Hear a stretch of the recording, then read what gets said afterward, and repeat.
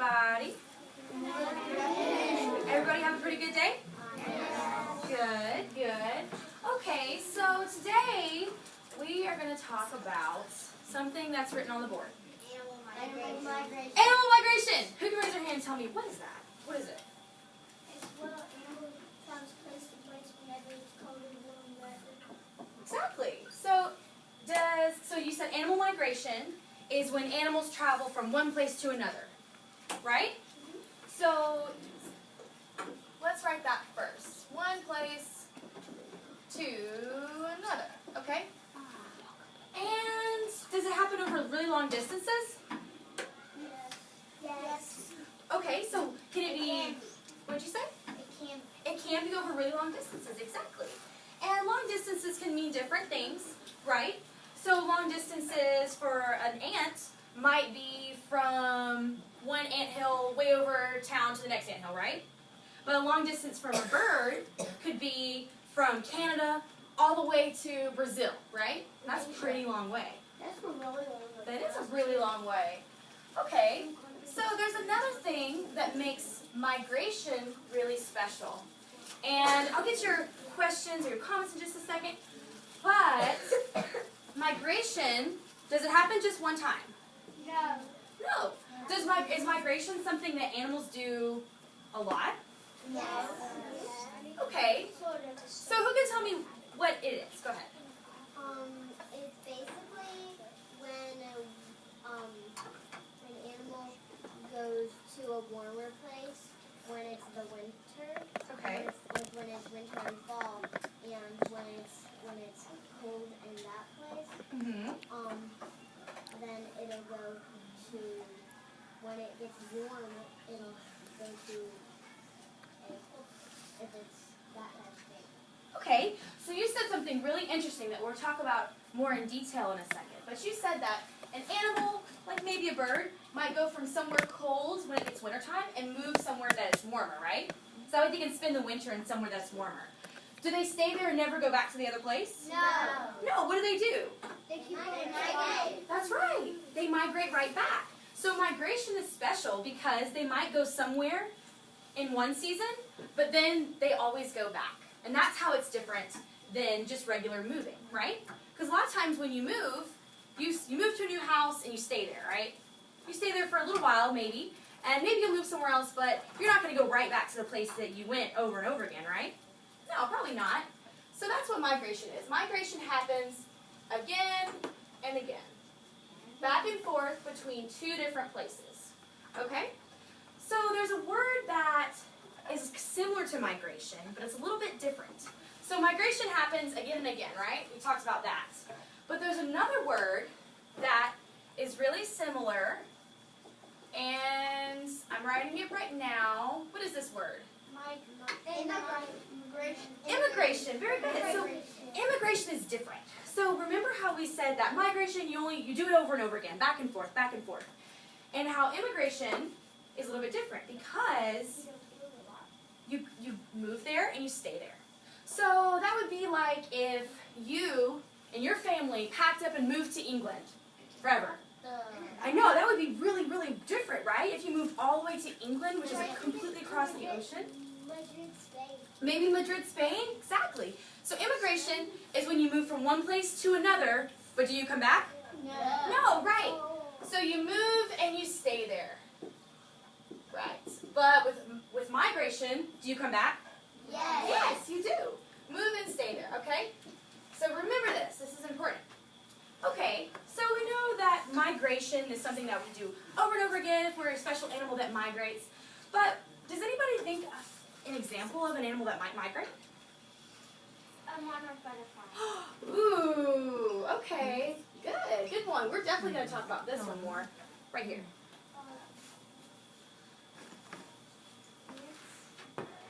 We need Allison Carr to lead Eagle Explorers and come to Car Riders. Allison Carr needs to come to Car Riders, please. Hi, Allison, don't forget your stuff. I want Anybody else? Right here. a Geese, exactly. And there's a special one that we're going to talk about more later. Geese do this. The Canada goose is a really good example. All right, one more, way back here.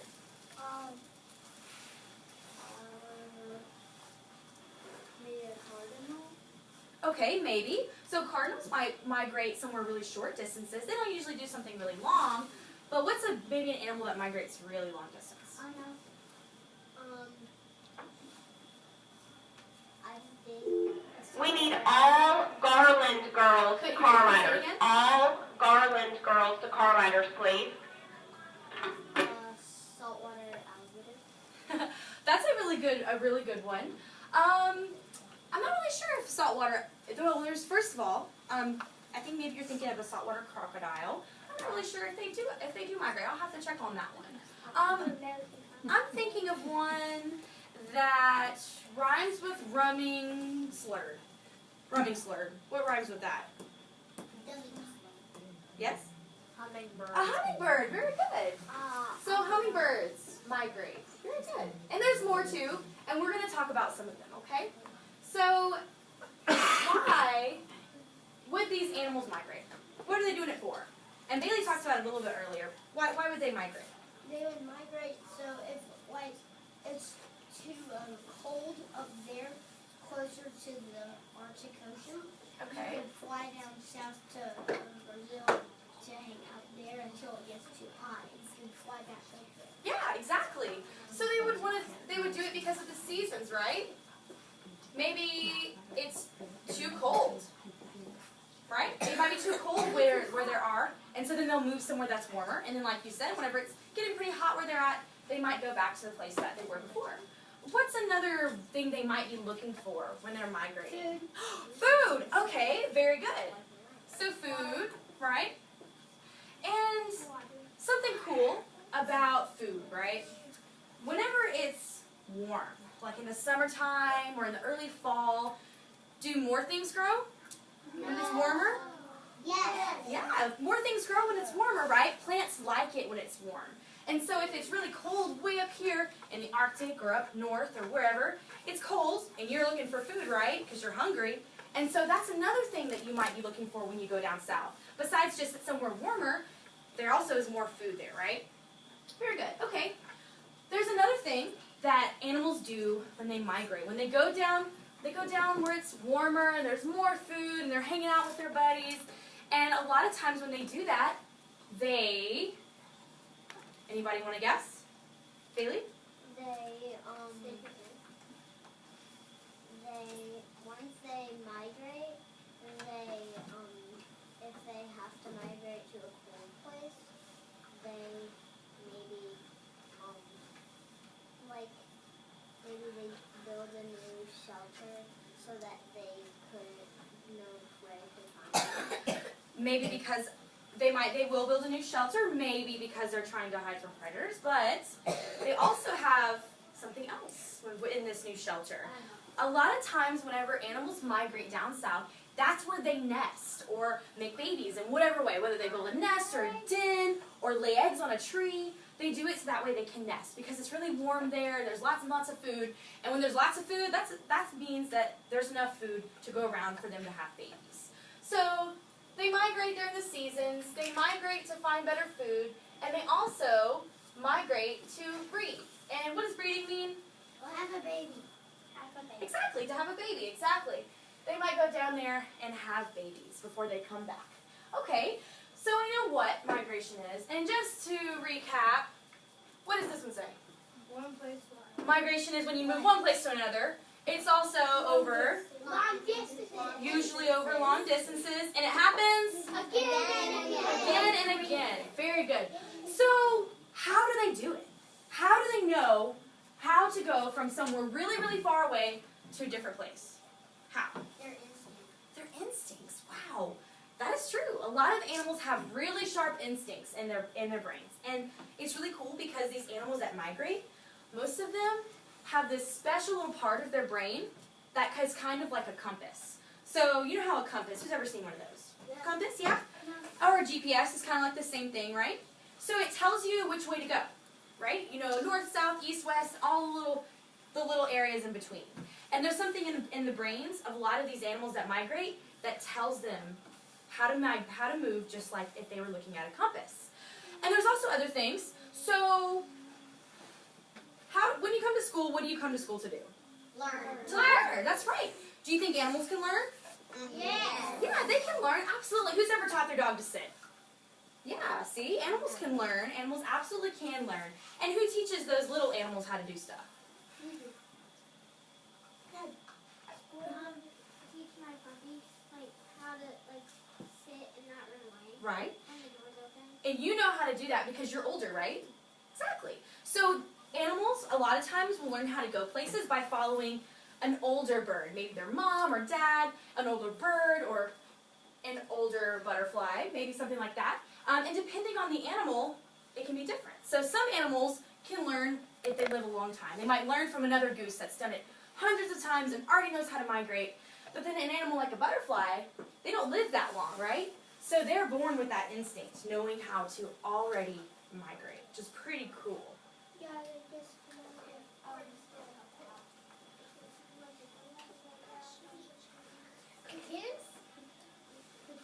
That's right. That's right. They know exactly how to do it. And there's another way that animals know how to migrate too. What is this? Your nose. What do you use it for?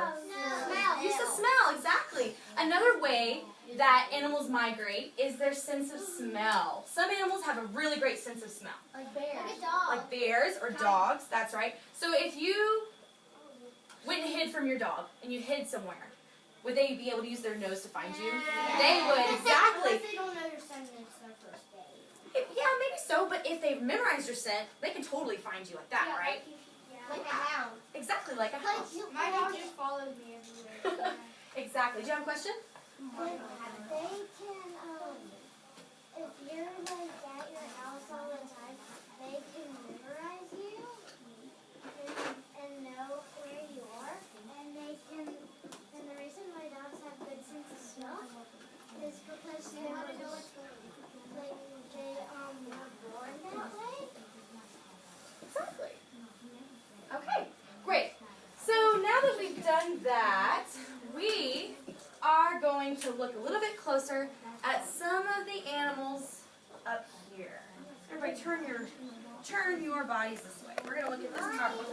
Okay? Okay.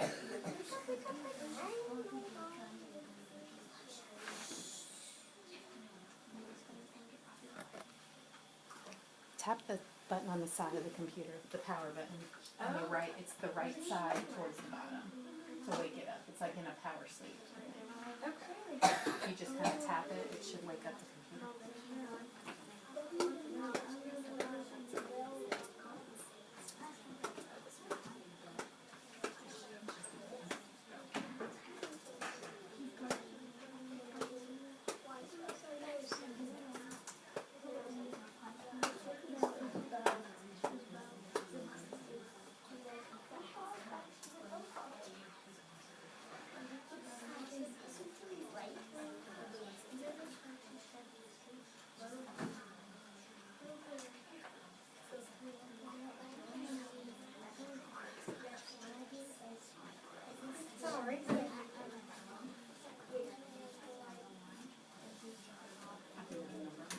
I had the rest.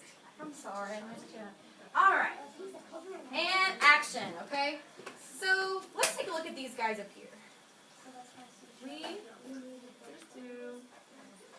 So these are some animals that migrate. The first one we talked a little bit about. This one right up here. What is that one? I've seen that. That's right. Who's seen one of those? Boy, are they everywhere, right? Yes, these are some animals that migrate. And this right here is called an evening bat. What's it called? Evening bat. Evening bat. Very good. You can remember that because bats come out in the evening. Oh, what's this one? Loggerhead sea turtle. A loggerhead sea turtle. Who's heard of that one? Yeah. Who can tell? Raise your hand and tell me one thing they know about loggerhead sea turtles. They migrate. They absolutely do migrate from place to place. Very good. What's another one? It's nothing. I don't really know anything, but I can tell what I think. Okay. Okay, so they live in the ocean, right? What's another one? They do eat jellyfish. And where do they lay their eggs? On land. On land, on the beaches, exactly. Okay, so here's another one that we talked about before. What is it? The Monarch. monarch butterfly. So who's ever heard of those? Okay. Yeah. All right. So everybody zoom in. Very good. Very good. Okay, some of you are doing an okay job of zooming in. Let's see if everybody can do it. All right. Very good. So monarch butterflies, you said a very good thing. Can you say that again for us? What are they to other animals? They're poisonous. And how can you get a warning that they might be poisonous?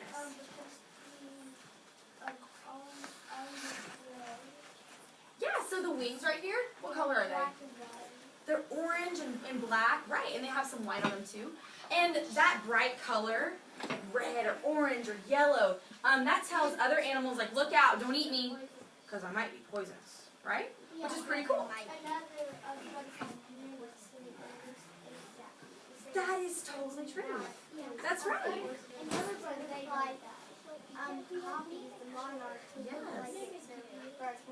That's really cool that you guys know that. That's true. There is another butterfly that copies or mimics this butterfly. Who's ever heard of that one? Yeah? Because it says, hey, I'm going to pretend to be poisonous like that guy so that way you won't eat me. Very good. So we're going to spend a little bit of time talking more about the monarch. I can see that a lot of you already know some stuff that you might remember when we start talking about it. So this is what monarchs eat. They eat, what is it? Milkweed. Milkweed is a type of plant, and this is the only thing that they can eat. They're very, very picky eaters, right? And the milkweed is actually poisonous too, which is when the monarch butterflies eat the milkweed, it gets into their bodies and it makes them poisonous because you are what you eat, right? Yeah. Exactly. And this is what their caterpillars look like. These really cool black, yellow, and white chubby guys. They're really cool. What? Yeah, you've seen them before? You guys might have seen them before. So zoom in. Zoom in. Okay. So I'm glad you guys are so excited about the monarchs. That's awesome. Okay. So there are some reasons why monarch butterflies are actually in trouble. There used to be like totally so many of these guys. My papa says that when he was a little boy, he could lay on the ground outside when it was in the fall time, and he would just see millions and millions of them flying down south where they spend the winter. And does anybody know where it is in the world that monarchs spend their winter months? Where? Mexico, exactly. So monarch butterflies, when they travel all the way down to Mexico, they end up in these big forests, and they land on these trees, and they close their wings, and they go to sleep for a couple months. And when you look at the trees, you can look it up online. It's really cool. There's all these trees in Mexico, and they'll just be covered in all these butterflies. And it'll look like leaves at first, because it's just these butterflies. But then when you get a closer look, you'll realize that it's the beautiful monarchs that have come to Mexico to take their long winter rest. And there's some reasons why the monarch butterfly is a little bit in trouble. If this is the only thing that they eat, what do you think would happen if there wasn't that much of it left? Exactly. They would die, right? Because that's all they eat. They're super picky. Okay, so humans, we use land for a lot of different things, right? Yeah, we use land to build malls. We have to have houses and all this different stuff. And if we're not careful, we cut down too much of the milkweed, and then the butterflies have no food. Exactly, they have no food. So that's one of the things that's happening. So the first reason why monarchs are in trouble is because they're running out of food. They don't have as much food as they used to. Right. Another thing that is causing them to be in trouble is the loss of habitat. So you remember talking about habitat, right? What is habitat? What is it? It's like someone's home where they live and stay. Exactly. So it's their habitat. Monarchs need milkweed, right? That's where they eat. But they also need forests, because we talked about how they go to the forests in Mexico, and that's where they sleep all winter. So if they cut down a lot of the forests in Mexico, or in the other places where the monarchs live, then they wouldn't have enough habitat, right? Right. So these are some things that can happen. And keeping that in mind, we are going to stand up, and we're going to go play a game. Oh,